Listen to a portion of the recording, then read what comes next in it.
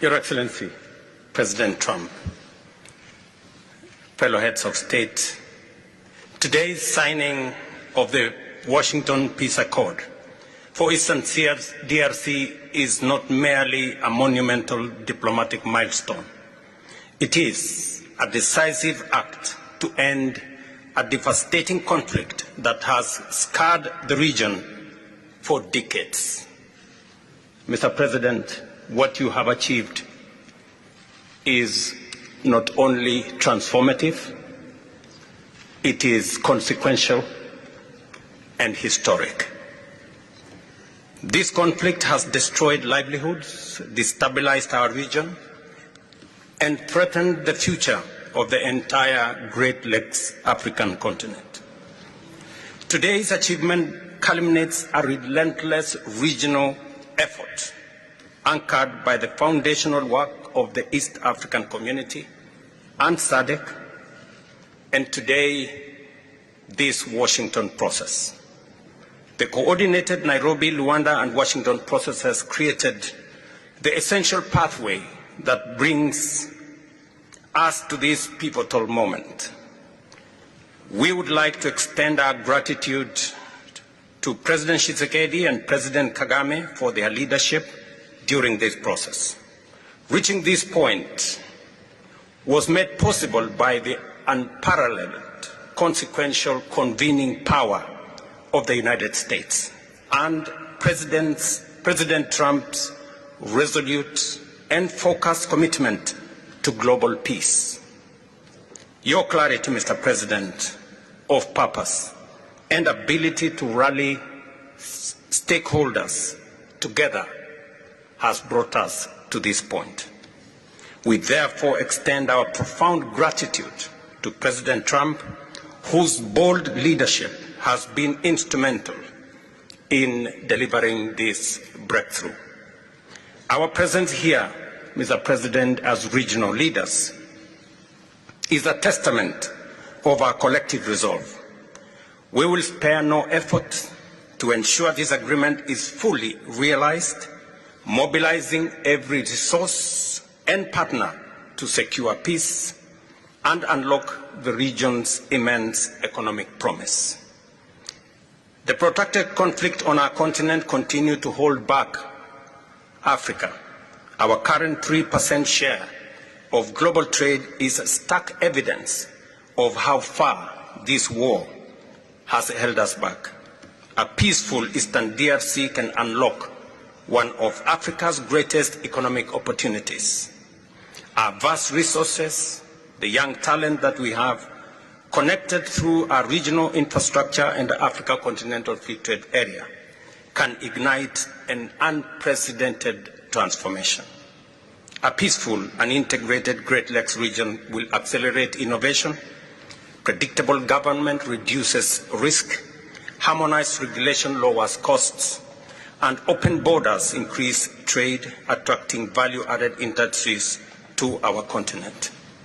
For too long, Africa has exported raw materials only to import refined products at great cost. Our regional economic integration framework, Mr. President, that you have spoken to here, will build value chains in minerals, manufacturing, and agri-processing, creating jobs and creating wealth. The Great Lakes region stands at the threshold of a new era. Peace will open doors, integration will guide us, and private sector dynamism will propel us forward. In conclusion, as we celebrate progress in the DRC, we must not look away from other crises. I want to ask you respectfully, Mr. President, that in your quest for global peace, to support efforts to resolve the humanitarian catastrophe in Sudan. I thank you.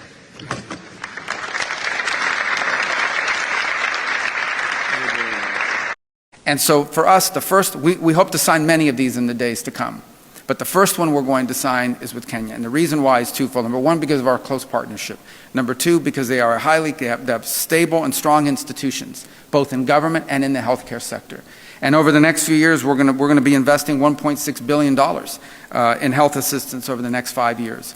And you'll see how that program works out. But the investment is in combination.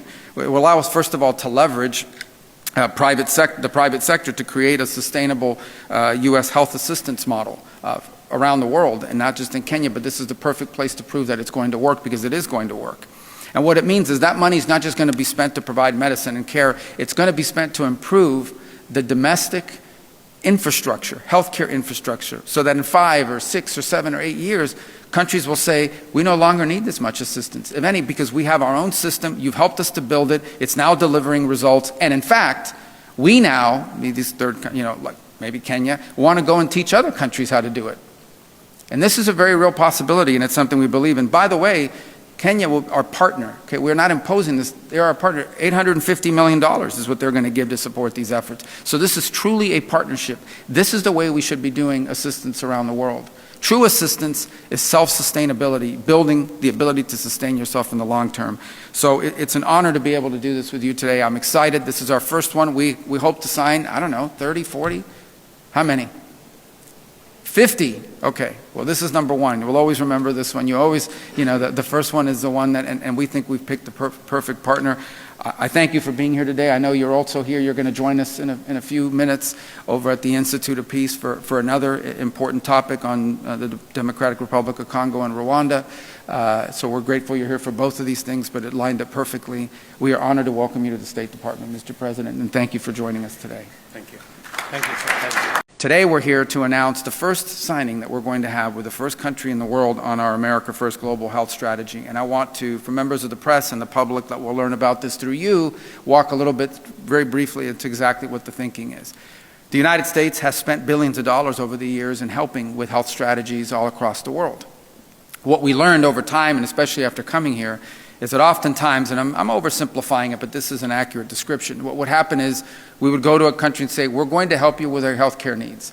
Then we would drive over to Northern Virginia somewhere, find an NGO, one of these organizations, give them all the money, tell them go to this country and do their health care program for them.